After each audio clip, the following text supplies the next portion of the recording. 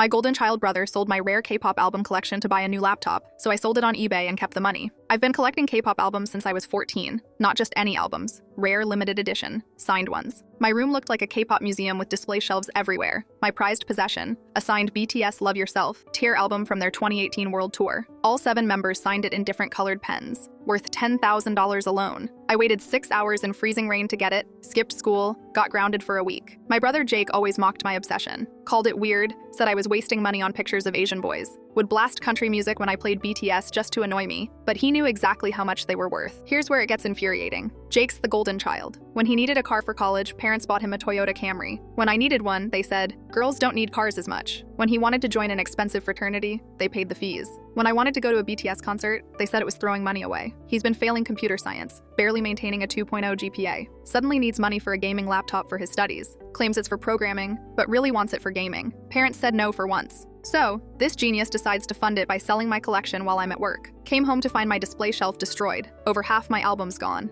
My heart stopped. Found his eBay account, MusicLover47. He'd been selling my albums for weeks. The signed BTS album sold for $300, way under value, along with other albums underpriced. 3 years collecting, over $5,000 invested, all gone for his gaming laptop. Confronted him when he got home with his new Alienware box, grinning like he'd won the lottery. Jake, where are my albums? What albums? Playing dumb. Showed him his eBay account. His face went white. I needed the money. It's just K-pop stuff. You can buy new ones. Just K-pop stuff? That BTS album was signed by all 7 members. You can't replace signed albums. Ran to my parents. Surely theft is theft, right? Wrong. He needed the laptop for school. You can buy more albums. That BTS album was irreplaceable. Maybe it's time to grow out of this phase. Focus on real things like your brother's education, Dad said. They'll never see my stuff as valuable because it's not their interests. But Jake's gaming laptop, that's education. Jake's precious new laptop sat on his desk, still in warranty, worth $2,000. Waited until he left for class. Packed up the laptop, charger, gaming mouse, keyboard, everything. Posted on eBay with detailed photos. Listed $1,500 below retail for quick sale. Description: selling due to family emergency. Need gone as soon as possible. Sold within 90 minutes. But I didn't stop there. I used the money to buy back 4 of my albums. Messaged buyers, explained the situation, offered profit to sell back. The BTS buyer felt so bad they sold it back for exactly what they paid. Said they were ARMY too, and understood how devastating this was. Found 3 other albums and bought them back at higher prices. Still had $400 left over. When Jake got home and saw his empty desk, he went ballistic. Where's my laptop? What laptop? I just see empty desk space. You stole it. Prove it. You used my money for my stolen albums to buy it. He ran to parents screaming. They threatened to call police on me. I pulled out screenshots of his eBay account and bank statements. Great idea. Let's call them. I have evidence of actual theft. Wonder how that arrest record will look, especially since you're on academic probation and one more incident gets you expelled. Dead silence. Jake's face went pale. Parents looked at each other nervously. Jake's expression shifted to pity. You really didn't notice? I've been taking stuff since February. You have like 40 albums on that shelf. Had. He shrugged. I'd take one every few weeks when you were at work. Sold them. Used the money. My mind raced through months of thinking I'd misplaced things. He walked toward the garage. I followed. He popped the trunk of his car. Inside were boxes. Dozens of them. Filled with empty album cases. Just the cases. He'd kept them like trophies. And I was staring at 6 months of theft I'd been too blind to see. I couldn't move. My hands were shaking so bad I had to shove them in my pockets. I picked up one of the cases with trembling fingers. 17s and Ode, the special sapphire blue version they only released in Korea. I'd saved for 2 months working double shifts at the coffee shop to import it. The case was completely empty.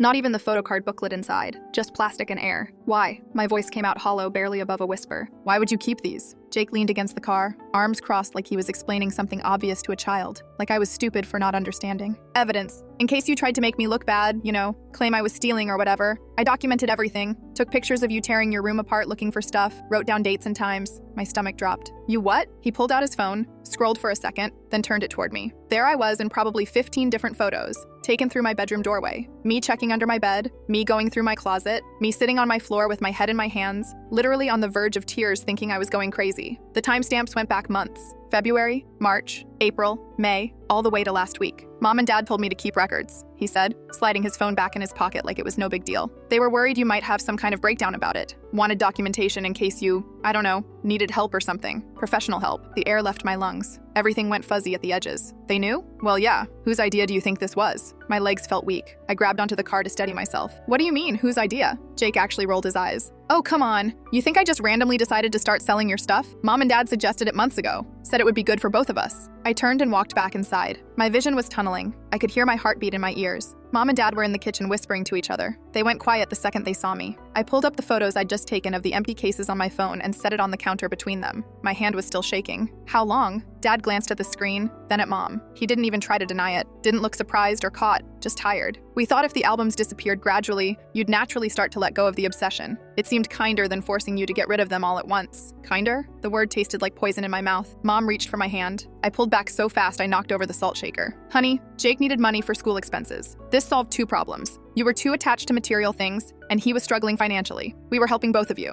Helping? My voice was rising. I didn't care anymore. You've been helping Jake steal from me for months and you think that's parenting? Don't be dramatic, Dad said, and his tone was the same one he used when I was 12 and cried about not making the volleyball team. Dismissive. They're just albums. You'll understand when you're older that family comes first, and sometimes that means sacrifice. How long have you known about this? I asked again, slower this time, pronouncing each word carefully. Mom sighed like I was exhausting her, like I was the problem here. Jake came to us about 8 months ago, said he was having trouble keeping up with expenses. We suggested he could sell some of your albums since you had so many. You'd never notice a few missing here and there. 8 months. I'd been going insane for 8 months thinking I was losing my mind, thinking I had early onset Alzheimer's or something. I'd even looked up symptoms online. We told him which ones to take, Dad added, like he was explaining how to organize a closet. Casual, matter of fact. The ones that looked less important, and when to take them so you wouldn't catch him. He'd text us before listing them so we could make sure the prices were reasonable. Reasonable, I repeated numbly. And honestly, Mom continued, using that patient voice she reserved for when she thought I was being unreasonable, when some of them didn't sell for as much as Jake needed, your father transferred him money to make up the difference. We weren't going to let our son struggle when we had the means to help. The room tilted. I gripped the counter. You gave him money on top of my stolen albums? We gave him support, Dad corrected. That's what parents do. That's what family does. Jake walked in from the garage, wiping his hands on his jeans like he'd just finished working on the car. He looked almost bored, annoyed even, like this whole conversation was wasting his time. You want to know the best part? He said, and there was this weird edge to his voice, almost proud. I'm not even struggling with school expenses. Mom's face tightened. Jake, she's going to find out anyway, he said. Might as well rip the Band-Aid off. He turned to me. I'm $12,000 in debt, sports betting mostly. Some crypto investments that didn't pan out, bought into this NFT thing that turned out to be a rug pull. Credit cards are maxed. I've been selling your stuff to make minimum payments so my credit doesn't completely tank. The kitchen went dead silent. You could hear the refrigerator humming, the clock ticking on the wall. Mom and Dad co-signed on the cards, Jake continued, picking at his thumbnail like he was discussing the weather. So when I told them I needed help, they saw the album sales as me taking initiative. Right, Dad? Dad's jaw was tight. A muscle twitched in his cheek. We're proud that you're trying to fix your mistakes instead of just asking us to bail you out. You're taking responsibility. I looked between the three of them. You're proud that he gambled away thousands of dollars and stole from me to pay for it? We're proud that he's being responsible about his debt, Mom said firmly, that he came to us instead of hiding it, that he found a solution. My brain was working too fast, numbers clicking into place. $6,000 from my albums, but his debt is $12,000. How'd you cover the other $6,000? Silence. The kind that fills a room like water, heavy and suffocating. Dad? He wouldn't look at me, stared at a spot on the wall just past my shoulder. Mom was suddenly very interested in the pattern on the countertop. How did you cover the other $6,000? I asked again, slower. Dad cleared his throat. Once, twice. We withdrew from your college fund, just temporarily, until Jake gets back on his feet. The floor dropped out from under me. Everything went cold. How much? We'll replace it before you need it, Mom said quickly, words tumbling out. You're not going to grad school for another 2 years. Jake's situation was an emergency, a real emergency. How much did you take from my college fund? Dad finally met my eyes. All of it. The number hit me like a physical blow. $15,000? Grandma's college fund? The one she set up when I was born? It was just sitting there, Mom said, and her voice was taking on that pleading tone she used when she wanted me to understand, to be reasonable. Jake needed help immediately. We were going to put it back. We still will. You'll never even know it was gone. I know now, I said. Those are just things, Dad said, and he actually sounded like he believed it. Money, albums, they're replaceable. You can always get more money, but Jake's financial future is his life, his credit score, his ability to get loans, to buy a house someday, to have a future. That's real. Your albums are just hobbies, just entertainment. And there it was, laid out plain. Jake's future was sacred, untouchable, worth any sacrifice. My past 3 years of collecting, my grandmother's college fund, my privacy, my trust, my sanity, all of it was just stuff, communal family property they could redistribute however they wanted to support their son. I went upstairs without another word, packed a bag with shaking hands, threw in clothes, my laptop, my phone charger, the 4 albums I'd managed to buy back. Called my coworker Priya while I zipped up the duffel. She answered on the second ring. Can I stay with you tonight? Of course. What happened? Are you okay? I'll tell you when I get there. I was walking down the stairs, bag over my shoulder, when Mom appeared in the hallway. She grabbed my arm. Her fingers dug in hard enough to bruise. Where are you going? Out. You can't just leave. We need to work this out as a family. We need to sit down and talk about this like adults. I pulled my arm free, probably harder than I needed to.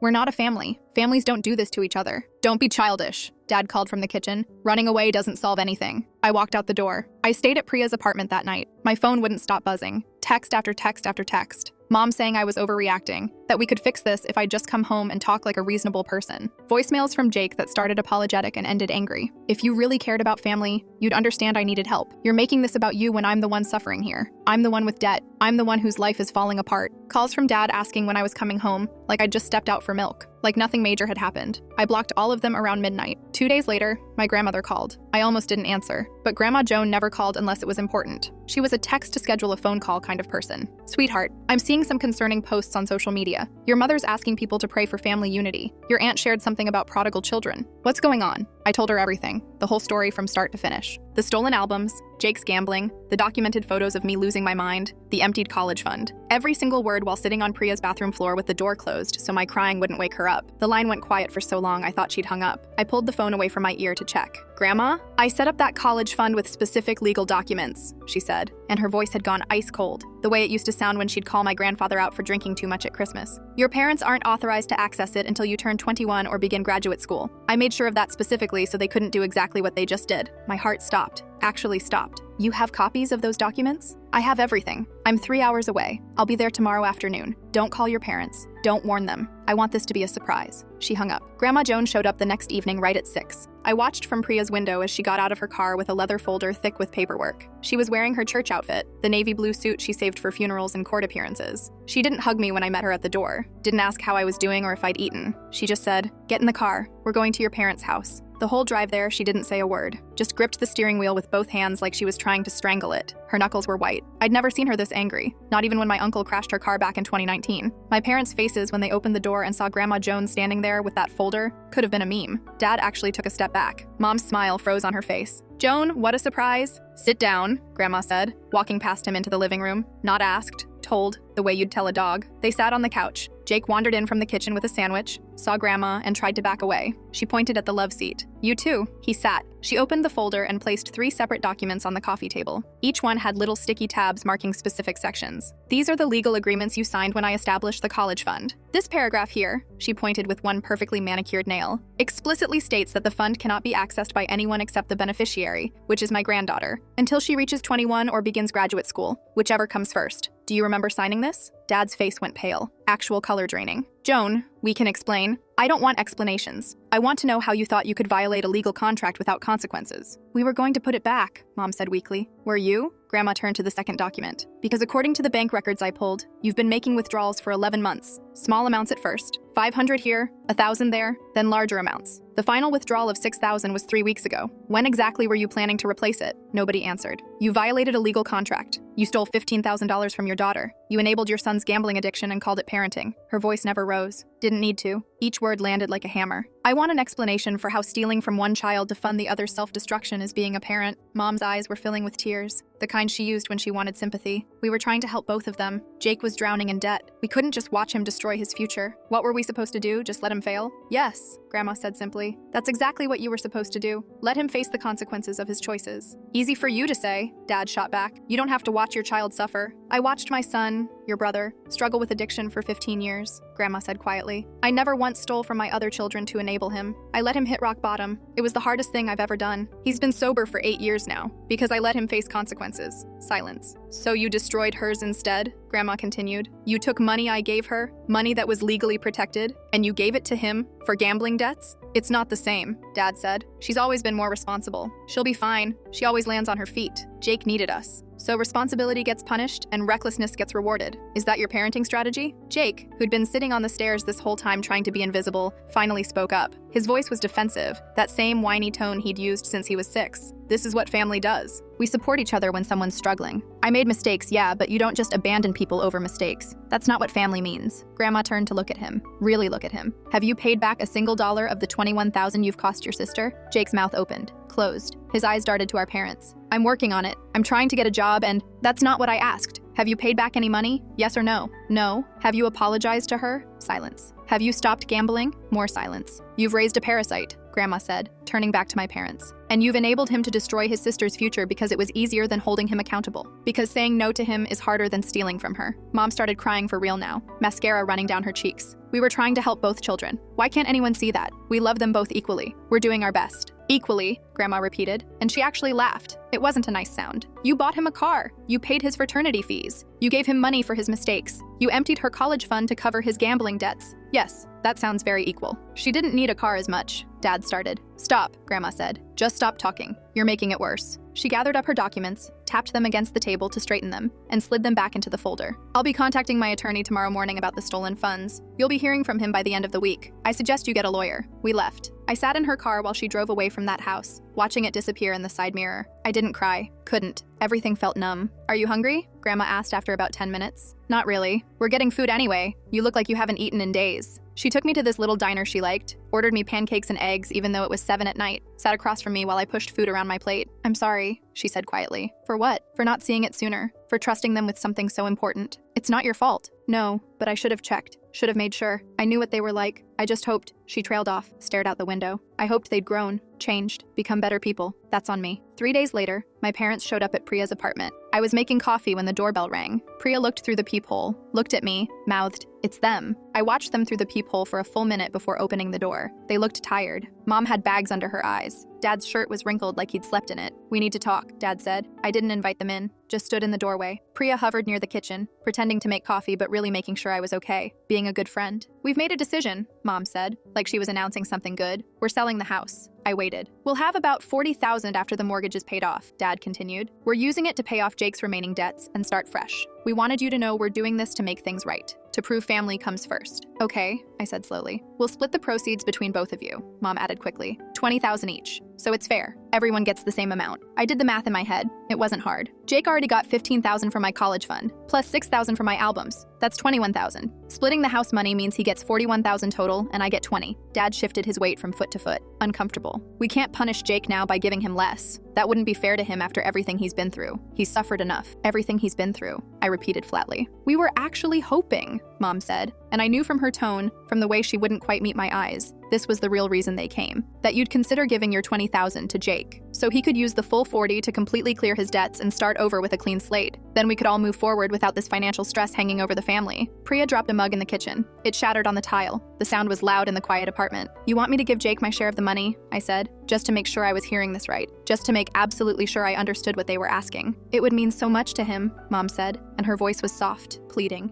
"And it would show real forgiveness, real family love. It would prove you're the bigger person." Dad nodded eagerly, like she'd said something profound. "You've always been more responsible with money. You don't need it as much as he does. You'll figure out grad school somehow, you always do. You're smart, you're capable, but Jake needs this chance or he'll never recover. He'll be crushed under this debt forever. He needs a fresh start," Mom added. "We all do. This could be a new beginning for our family." They stood there in Priya's doorway, waiting for my answer like they'd asked me to pass the salt at dinner. Like this was a reasonable request between reasonable people. I started laughing. Couldn't help it. The sound came out harsh and sharp, and maybe a little unhinged. Priya was staring at me from the kitchen. My parents looked confused. "Do you hear yourselves?" I asked when I could breathe again. Dad's face hardened. "This is what family does. Family helps family. Since you're better with money, you should want to help your brother. It's the right thing to do. Jake destroyed my collection, gambled away thousands of dollars, you stole my entire college fund, and you want me to give him another $20,000? We want you to be part of this family," Mom said quietly. "We want you to choose love over money, choose us over things. That's what this is really about. Do you love your family or not?" "No." The word hung in the air like smoke. "No?" Dad repeated, like he'd never heard the word before. "No. I will never give Jake $1. I will never help him again. I'm done with all of you." Mom's face changed. The pleading expression vanished, melted away like wax, replaced with something cold and hard and ugly. "If that's your choice, then you're choosing to abandon your family when they need you most. Don't expect us to be here when you change your mind." "I won't change my mind." Dad stood up straighter, pulled his shoulders back.